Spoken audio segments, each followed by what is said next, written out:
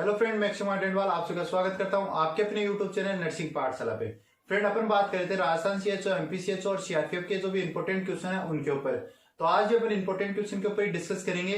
आज की जो क्वेश्चन है वो एमपी सीएचओ 2019 का फर्स्ट शिफ्ट का जो पेपर था उससे लिए हुए हैं। तो बात करते हैं फर्स्ट क्वेश्चन की। फर्स्ट क्वेश्चन क्या कह रहा है, when heart rate is less than 16 beat per minute is called, कि हार्ट रेट है वो 16 बीट पर मिनट से कम है तो उसको अपन क्या बोलेंगे। तो ऑप्शन ए कह रहा है ब्रेडिकार्डिया, ऑप्शन बी कह रहा है ब्रेडिपनिया, ऑप्शन सी कह रहा है टेकिकार्डिया और ऑप्शन डी कह रहा है टेकिपनिया। तो फ्रेंड अपना राइट आंसर क्या रहेगा कि हार्ट रेट है वो 16 बीट पर मिनट से कम है तो उसको अपन ब्रेडिकार्डिया बोलेंगे, ब्रेडिपनिया बोलेंगे, टेकिकार्डिया बोलेंगे या फिर टेकिपनिया बोलेंगे। तो फ्रेंड अपना राइट आंसर कमेंट बॉक्स में कमेंट कीजिए। राइट आंसर क्या रहेगा कि अगर हार्ट रेट है वो 16 बीट पर मिनट से कम है तो उसको अपन क्या बोलेंगे। नॉर्मल हार्ट रेट कितनी होती है फ्रेंड, नॉर्मल हार्ट रेट होती है 16 to 100 बीट पर मिनट। ये पूछ रहा है कि 16 से कम है तो अपन उसको क्या बोलेंगे। तो अपना राइट आंसर कमेंट कीजिए फ्रेंड कि हार्ट रेट है वो 16 बीट पर मिनट से कम है तो उसको अपन क्या बोलेंगे, उसको अपन बोलते हैं ब्रेडी कार्डिया। क्या बोलेंगे फ्रेंड अपन उसको, क्या ब्रेडिकार्डिया बोलते हैं। अगर हार्ट रेट है वो 16 बीट पर मिनट से कम है तो उसको अपन बोलते हैं ब्रेडिकार्डिया, और मोर देन 100 है तो उसको अपन क्या बोलेंगे, टेकी कार्डिया, उसको अपन बोलते हैं टेकिकार्डिया। अगर हार्ट रेट है वो 16 बीट, अगर हार्ट रेट है वो 16 बीट पर मिनट से कम है तो उसको अपन बोलेंगे ब्रेडिकार्डिया, और 100 बीट पर मिनट से ज्यादा है तो उसको अपन बोलते हैं टेकिकार्डिया। ठीक है फ्रेंड, तो क्वेश्चन पूछ रहा था 16 बीट पर मिनट से कम, तो अपना राइट आंसर क्या रहेगा, राइट आंसर रहेगा ब्रेडिकार्डिया। ब्रेडिकार्डिया कौन से ऑप्शन में दिया गया है, ऑप्शन नंबर ए। तो ऑप्शन ए है वो अपना राइट आंसर रहेगा, इसको अपन बोलते हैं ब्रेडिकार्डिया। अगर हार्ट रेट है वो 16 बीट पर मिनट से कम है तो उसको अपन बोलते हैं ब्रेडिकार्डिया। अगर फ्रेंड आप लोगों को क्वेश्चन पूछ लिया गया है कि हार्ट रेट है more than 100 beat per minute है तो आपका राइट आंसर किसके पास जाएगा, आपका राइट आंसर चला जाएगा टेकिकार्डिया के पास, कि उसको अपन क्या बोलते हैं, उसको अपन टेकिकार्डिया बोलते हैं। यही अपन बात कर लेते हैं फ्रेंड रेस्पिरेटरी रेट की। रेस्पिरेटरी नॉर्मल होती है 12 to 20 breath per minute. Adult की बात करें फ्रेंड, तो अगर रेस्पिरेटरी 12 से कम है तो उसको अपन क्या बोलेंगे, उसको बोलते हैं अपन ब्रेडिपनिया, और 20 से ज्यादा है तो उसको बोलेंगे अपन टेकिपनिया। ठीक है फ्रेंड, तो फर्स्ट क्वेश्चन अपना वो कंप्लीट हो गया। अब बात करते हैं नेक्स्ट क्वेश्चन की। नेक्स्ट क्वेश्चन क्या कह रहा है, decrease amount of oxygen in blood known as, कि ऑक्सीजन की अमाउंट है वो ब्लड के अंदर कम हो गई है तो उसको अपन क्या बोलेंगे। तो फ्रेंड क्वेश्चन को रीड कीजिए और आंसर दीजिए फ्रेंड। अगर ब्लड की अमाउंट है, सॉरी ऑक्सीजन की अमाउंट है वो ब्लड के अंदर कम हो गई है, ऑक्सीजन की अमाउंट है वो ब्लड के अंदर कम हो गई तो उसको अपन क्या बोलेंगे। ये पूछ रहा है ऑक्सीजन है वो ब्लड के अंदर कम हो गई है तो उसको अपन क्या बोलेंगे। नेक्स्ट आता है ऑक्सीजन की अमाउंट है वो टिश्यू के अंदर कम हो गई तो उसको अपन क्या बोलेंगे। दोनों क्वेश्चन यहीं पर डिस्कस करेंगे फ्रेंड अपन, कि ऑक्सीजन की अमाउंट है वो ब्लड के अंदर कम हो गई तो उसको अपन क्या बोलेंगे। ऑप्शन ए कह रहा हाइपोक्सिया बोलेंगे, ऑप्शन बी कह रहा हाइपोकेलिमिया बोलेंगे, हाइपोकेपनिया बोलेंगे, ऑप्शन सी कह रहा हाइपोक्सिमिया बोलेंगे, और ऑप्शन डी कह रहा हाइपरकेपनिया बोलेंगे। तो फ्रेंड अपना राइट आंसर क्या रहेगा कि अगर ऑक्सीजन की अमाउंट है वो ब्लड के अंदर कम हो गई है, ऑक्सीजन की अमाउंट है वो ब्लड के अंदर कम हो गई है तो उसको अपन क्या बोलेंगे फ्रेंड, क्या बोलेंगे, जल्दी से आंसर कीजिए फ्रेंड। अगर ऑक्सीजन की अमाउंट है वो ब्लड के अंदर कम हो रही है तो उसको अपन क्या बोलते हैं, उसको बोलते हैं अपन हाइपोक्सिमिया। क्या बोलते हैं फ्रेंड, हाइपोक्सिमिया बोलते हैं, उसको अपन बोलते हैं हाइपोक्सिमिया। और अगर ब्लड की अमाउंट है वो टिश्यू के अंदर कम हो रही है तो उसको क्या बोलेंगे, उसको अपन बोलते हैं हाइपोक्सिया। क्या बोलते हैं फ्रेंड, उसको अपन बोलते हैं हाइपोक्सिया, उसको अपन बोलेंगे हाइपोक्सिया। ठीक है फ्रेंड, अगर ब्लड के अंदर कम हो रही है तो उसको बोलते हैं हाइपोक्सिमिया, और टिश्यू के अंदर कम हो रही है तो उसको बोलेंगे हाइपोक्सिया। ठीक है फ्रेंड, अब बात कर लेते हैं दो वर्ड और अपन लोगों को दिए गए हैं। ऑप्शन बी के अंदर दिया गया है हाइपोकेपनिया। हाइपोकेपनिया का मीन्स क्या होता है, अगर CO2 की अमाउंट है वो ब्लड के अंदर कम हो रही है तो उसको बोलेंगे हाइपोकेपनिया, हाइपोकेपनिया। और अगर CO2 की अमाउंट है ब्लड के अंदर ज्यादा हो रही है तो उसको बोलेंगे हाइपरकेपनिया। अगर अमाउंट ज्यादा हो रही है तो उसको बोलेंगे हाइपरकेपनिया। ठीक है फ्रेंड, तो अपना इस क्वेश्चन का राइट आंसर क्या रहेगा, राइट आंसर रहेगा ऑप्शन सी, जिसके अंदर दिया गया है हाइपोक्सिमिया। ठीक है फ्रेंड, कि ऑक्सीजन की अमाउंट है वो ब्लड के अंदर है वो कम हो गई है। अब बात करते हैं नेक्स्ट क्वेश्चन की। नेक्स्ट क्वेश्चन क्या कह रहा है, how many lobe liver have, कि लीवर के अंदर कितने लोब होते हैं। तो फ्रेंड अपना राइट आंसर दीजिए, लीवर के अंदर कितने लोब होते हैं। ऑप्शन ए कह रहा है 1, ऑप्शन बी कह रहा है 2, ऑप्शन सी कह रहा है 3 और ऑप्शन डी कह रहा है 4, कि एक लीवर के अंदर कितने लोब होते हैं फ्रेंड। तो अपना राइट आंसर दीजिए, एक लीवर के अंदर कितने लोब होते हैं। तो अपना राइट आंसर रहेगा ऑप्शन डी, जिसके अंदर दिया गया है 4 लोब, कि एक लीवर के अंदर कितने लोब होते हैं, 4 लोब होते हैं। ठीक है फ्रेंड, अब बात करते हैं नेक्स्ट क्वेश्चन की। नेक्स्ट क्वेश्चन क्या कह रहा है, collar bone is known as, कि कॉलर बोन कौन सी होती है, क्लेविकल, स्केपुला, ह्यूमरस और रेडियस। तो कौन सी बोन होती है जो कॉलर बोन होती है फ्रेंड।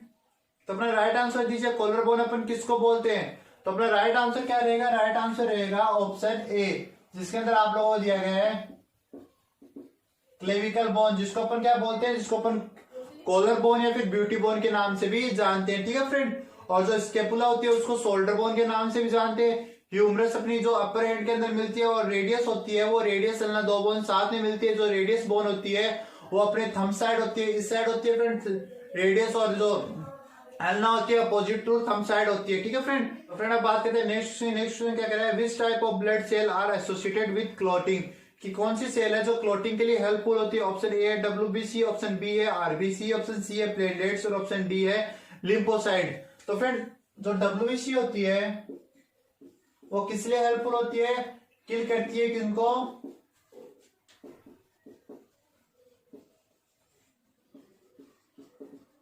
माइक्रो ऑर्गेनिज्म को किल करने के लिए हेल्पफुल होती है। आरबीसी की बात करें तो आरबीसी किस लिए करती है, जो ऑक्सीजन मॉलिक्यूल्स है उनको कैरी करती है। क्या करती है, ऑक्सीजन मॉलिक्यूल्स है उनको कैरी करती है। अब बात करते हैं प्लेटलेट्स की। प्लेटलेट्स की बात करें फ्रेंड, प्लेटलेट्स क्या करती है, प्लेटलेट्स होती है वो क्लॉटिंग के लिए हेल्पफुल होती है, क्लॉटिंग के लिए हेल्पफुल होती है। और अब बात करते हैं लिम्फोसाइट की। क्या किसकी बात करते हैं, लिम्फोसाइट क्या होती है, पार्ट ऑफ डब्ल्यूबीसी। किसका पार्ट होती है, डब्ल्यूबीसी का पार्ट होती है। फिर डब्ल्यूबीसी 2 टाइप की होती है, फर्स्ट होती है ग्रेनुलोसाइड और सेकेंड होती है एग्रेनुलोसाइड। ठीक है फ्रेंड, और जो लिम्फोसाइट होती है वो एग्रेनुलोसाइड के टाइप होती है। एग्रेनुलोसाइड भी 2 टाइप की होती है, मोनोसाइट और लिम्फोसाइट। लिम्फोसाइट के 2 टाइप होते हैं friend, T lymphocyte, T cell और बी सेल। ठीक है फ्रेंड, तो अपन को क्वेश्चन में पूछा गया था कि क्लॉटिंग के लिए कौन सी जो ब्लड सेल है वो हेल्पफुल होती है। तो अपना राइट आंसर क्या रहेगा, राइट आंसर रहेगा प्लेटलेट्स, कि प्लेटलेट्स होती है वो क्लॉटिंग के लिए हेल्पफुल होती है। तो फ्रेंड प्लेटलेट्स कौन से ऑप्शन में दिया गया है, प्लेटलेट दी गई है अपन को ऑप्शन नंबर सी के अंदर। तो अपना राइट आंसर क्या रहेगा, राइट आंसर रहेगा ऑप्शन सी। अब बात करते हैं फ्रेंड नेक्स्ट क्वेश्चन की। नेक्स्ट क्वेश्चन कह रहा है when was India declare polio free, कि इंडिया है वो पोलियो फ्री कब डिक्लेयर हुआ था। ऑप्शन ए कह रहा है 2011, ऑप्शन बी कह रहा है 2012, ऑप्शन सी कह रहा है 2013 और ऑप्शन डी कह रहा है 2014। तो फ्रेंड अपना राइट आंसर कमेंट बॉक्स में कमेंट कीजिए, राइट आंसर क्या रहेगा कि इंडिया है वो पोलियो फ्री कब हुआ था। तो फ्रेंड राइट आंसर कमेंट कीजिए, क्वेश्चन आप लोगों की स्क्रीन के ऊपर है। तो राइट आंसर कमेंट कीजिए फ्रेंड, इंडिया पोलियो फ्री कब हुआ था। तो अपना राइट आंसर क्या रहेगा, ऑप्शन बी है वो अपना राइट आंसर रहेगा, जिसके अंदर दिया गया है 2014।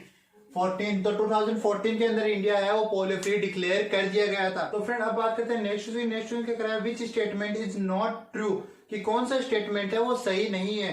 ऑप्शन ए कह रहा है rubella is not a bacterial disease, option B कह रहा है filariasis is a parasite disease, option C कह रहा है malaria is transmitted by Aedes aegypti mosquito, option D कह रहा है typhoid spread through contaminated food and water. तो फ्रेंड बताइए कौन सा स्टेटमेंट है वो ट्रू नहीं है। क्या रूबेला बैक्टीरिया डिजीज नहीं है, सही है फ्रेंड, रूबेला है वो वायरल डिजीज है, कम्युनिकेबल स्प्रेड होती है। फाइलेरिसिस पैरासाइट डिजीज है, जो malaria transmitted by Aedes aegypti mosquito, क्या मलेरिया एडिस इजिप्टिस मॉस्किटो से स्प्रेड होता है। और जो टाइफॉइड है वो कंटामिनेटेड फूड एंड वाटर के कारण स्प्रेड होती है, ये भी सही है फ्रेंड। तो अपना राइट आंसर क्या रहेगा कि जो मॉस्किटो है वो एडिस इजिप्टिस जो मलेरिया है वो एडिस इजिप्टिस मॉस्किटो के बाइट करने से नहीं फैलता, जबकि किससे फैलता है, जो फीमेल एनाफिलिस मॉस्किटो है उसके बाइट करने से फैलता है। तो अपना राइट आंसर क्या रहेगा, राइट आंसर रहने वाला है ऑप्शन सी, जिसके अंदर दिया गया है कि जो मलेरिया है वो एडिस एजिप्टिस मॉस्किटो है उसके बाइट करने से फैलता है, ये स्टेटमेंट है गलत है फ्रेंड। क्यों? क्योंकि जो मलेरिया है वो फीमेल एनाफिलिस जो मॉस्किटो है उसके बाइट करने से फैलता है। ठीक है फ्रेंड, अब बात करते हैं नेक्स्ट क्वेश्चन की। नेक्स्ट क्वेश्चन क्या कह रहा है? Incubation period is the period between, कि इंक्यूबेशन पीरियड है वो कौन सा टाइम होता है? तो ऑप्शन ए कह रहा है calling ambulance and reaching hospital, कि एम्बुलेंस को कॉल कर रहे हैं हॉस्पिटल तक रीच कर रहे हैं, उस टाइम को अपन इंक्यूबेशन पीरियड कहते हैं। या ऑप्शन बी कह रहा है giving vaccine and developing immunity, की वैक्सीन दे रहे हैं तब से लेकर जो इम्यूनिटी डेवलप हो रही है उस टाइम को अपन इंक्यूबेशन पीरियड कहते हैं। ऑप्शन सी कह रहा है taking medicine and getting it's response, कि मेडिसिन लेने के बाद उसका रिस्पॉन्स आता है उस टाइम को अपन जो इंक्यूबेशन पीरियड कहते हैं। या ऑप्शन डी कह रहा है entry the micro organism and develop of symptoms, की माइक्रो ऑर्गेनिज्म डेवलप हो रहा है और वो सिम्टम्स अपना अपीयर कर रहा है उस टाइम को अपन इंक्यूबेशन पीरियड कहते हैं। तो फ्रेंड अपना राइट आंसर क्या रहेगा कि इंक्यूबेशन पीरियड अपन किसको कहते हैं? फ्रेंड अपन इंक्यूबेशन पीरियड कहते हैं कि जैसे मान लो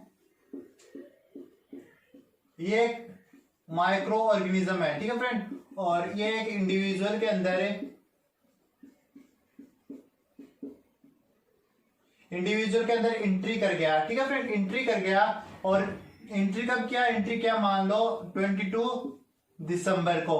ठीक है फ्रेंड, 22 दिसंबर को इसने एंट्री की और ये जाके अपने जो फर्स्ट साइन एंड सिम्टम्स है वो कब अपीयर किए? इसने अपीयर किए 30 दिसंबर को। तो फ्रेंड इसका इंक्यूबेशन पीरियड कौन सा होगा? इंक्यूबेशन पीरियड होगा कि ये जब से इसके माइक्रोऑर्गेनिज्म ने एंट्री की तब से लेके इसने फर्स्ट साइन सिम्टम्स अपीयर किए, इस टाइम को अपन क्या बोलते हैं? इंक्यूबेशन पीरियड कहते हैं। तो ऑप्शन डी है वो अपना राइट आंसर होगा कि एंट्री ऑफ माइक्रोऑर्गेनिज्म, कि माइक्रोऑर्गेनिज्म ने एंट्री की, एंट्री करने के बाद जब तक इसने फर्स्ट साइन सिम्टम दिखाया उस टाइम को अपन क्या कहते हैं? उस टाइम को अपन बोलते हैं इंक्यूबेशन पीरियड। तो अपना राइट आंसर क्या रहेगा? राइट आंसर रहेगा ऑप्शन डी, जिसके अंदर दिया गया है entry of organism and develop of symptoms. अब बात करते हैं फ्रेंड नेक्स्ट क्वेश्चन की। नेक्स्ट क्वेश्चन क्या कह रहा है? What is वेरुलेंस? वेरुलेंस क्या होता है? तो ऑप्शन ए कह रहा है a disease of intestine, intestine की डिजीज को अपन वेरुलेंस कहते हैं। या ऑप्शन बी कह रहा है फंगल इन्फेक्शन ऑफ नेल्स, की नेल के फंगल इन्फेक्शन को अपन वेरुलेंस कहते हैं। डिजीज कॉज ऑफ ऑर्गेनिज्म, की एक ऑर्गेनिज्म है वो डिजीज कॉज कर रहा है उसको अपन ऑर्गेनिज्म वेरुलेंस कहते हैं। फिर लीवर को अपन जो वेरुलेंस है वो कहते हैं। तो वेरुलेंस क्या होती है? फिर वेरुलेंस होती है कि एक जो माइक्रो ऑर्गेनिज्म है वो डिजीज कॉज कर रहा है, उसकी डिजीज कॉज करने की एबिलिटी को अपन क्या कहते हैं? वेरुलेंस कहते हैं। तो अपना ऑप्शन है वो सी है, वो राइट रहेगा कि वेरुलेंस क्या होते हैं? माइक्रो ऑर्गेनिज्म की डिजीज कॉज करता है उसको अपन बोलते हैं वेरुलेंस। ठीक है फ्रेंड, अब बात करते हैं नेक्स्ट क्वेश्चन की। Agent, host and make it A epidemiological trends, 3 epidemiological trends होते हैं ना friend, agent, host and.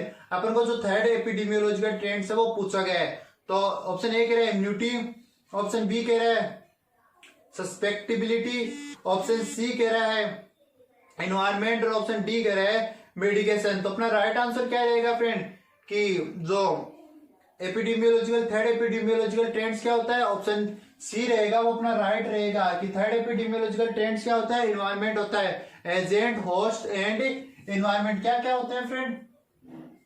Environment, host and agent, environment, host and agent है वो क्या होते हैं? एपिडेमियोलॉजिकल ट्रेंड्स होते हैं। अब बात करते हैं नेक्स्ट क्वेश्चन की। नेक्स्ट क्वेश्चन क्या कह रहा है?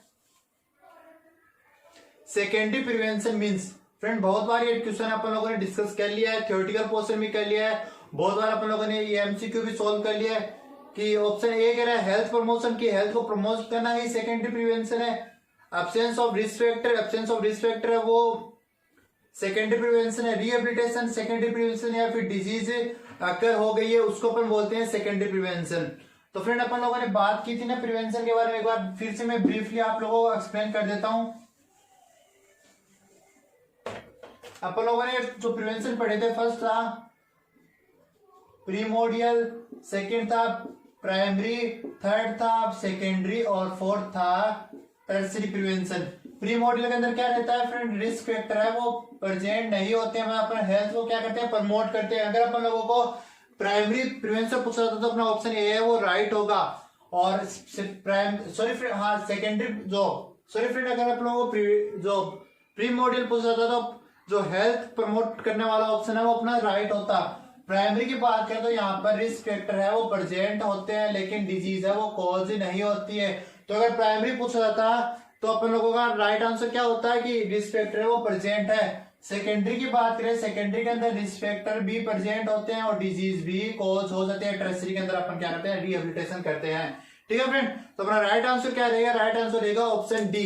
फ्रेंड अगर रिवर प्रिवेंशन फिर भी आप लोगों को नहीं आते हैं, नहीं समझ में आया, तो अपना जो थ्योरेटिकल पोर्शन था उसके अंदर कम्युनिटी की जो आप प्ले लिस्ट के अंदर चली जाना और कम्युनिटी की प्ले लिस्ट के अंदर आपको लेवल ऑफ प्रिवेंशन की क्लास है वो मिल जाएगी। तो वहां से आप लेवल ऑफ प्रिवेंशन की क्लास विजिट कर लेना।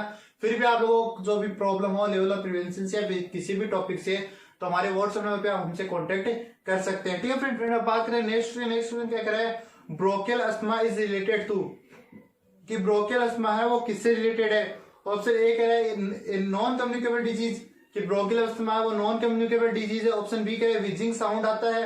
ऑप्शन सी कह रहा है अकर इन ऑल ग्रुप, या ऑप्शन डी कह रहा है ऑल अबो। तो फ्रेंड ब्रोंकियल अस्थमा क्या होता है, जो ब्रोंकाई होती है, लंग्स की ब्रोंकाई होती है, ब्रोंकियोल्स होती है, उनके अंदर क्या होता है, स्वेलिंग हो जाती है और वो नेरो हो जाती है। स्वेलिंग और नेरो हो जाते हैं, नेरो होने के कारण उसके अंदर पेशेंट के अंदर विजिंग साउंड दिखाई देता है और जो ब्रीथिंग है उसके अंदर प्रॉब्लम होती है। तो फ्रेंड और जो ब्रोंकियल अस्थमा है नॉन कम्युनिकेबल डिजीज है, मतलब एक पर्सन से दूसरे पर्सन के अंदर नहीं स्प्रेड होती है और ऑल ग्रुप के अंदर होती है। तो अपना राइट आंसर क्या रहेगा, राइट आंसर रहेगा ऑप्शन डी, जिसके अंदर दिया गया है कि ऑप्शन तीनों है, तीन ऑप्शन दिए हुए, तीनों ऑप्शन अपन लोगों को सही है। तो अपना राइट आंसर क्या रहेगा, ऑल ऑफ दीज। अब बात करते हैं next restriction on the movement of people to prevent the spread of disease is called, कि इंडिविजुअल को डिजीज स्प्रेड होने से बचाने के लिए अपन उसको रेस्ट्रिक्ट कर रहे हैं कि आप कहीं पर भी नहीं घूमोगे, कहीं नहीं जाओगे, तो उसको अपन क्या बोलते हैं। ऑप्शन ए कह रहा है क्वारंटाइन, ऑप्शन बी कह रहा है डिटेंशन, ऑप्शन सी कह रहा है आइसोलेशन और ऑप्शन डी कह रहा है सेपरेशन। तो अपना राइट आंसर क्या रहेगा कि एक इंडिविजुअल है उसको डिजीज स्प्रेड ना होने के कारण उनको एक जगह पर ही लॉक कर दिया गया, उसको अपन क्या बोलते हैं, उसको अपन बोलते हैं क्वारंटाइन। तो अपना राइट आंसर क्या रहेगा, राइट आंसर रहेगा ऑप्शन ए, जिसके अंदर दिया गया है क्वारंटाइन। क्वारंटाइन और आइसोलेशन के अंदर अगर फ्रेंड आप लोगों को कंफ्यूजन हो तो क्वारंटाइन का मीन्स होता है कि डिजीज है वो उसको स्प्रेड होने से रोक रहे हैं, और आइसोलेशन का मीन्स होता है कि जो एक इन्फेक्टेड इंडिविजुअल है उसको अपन सेपरेट कर रहे हैं।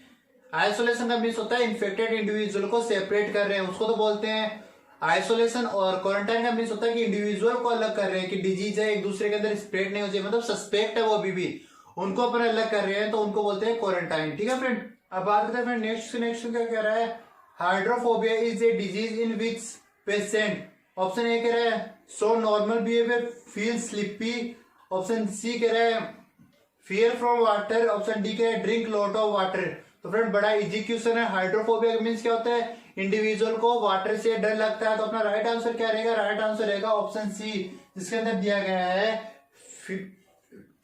Fear of water.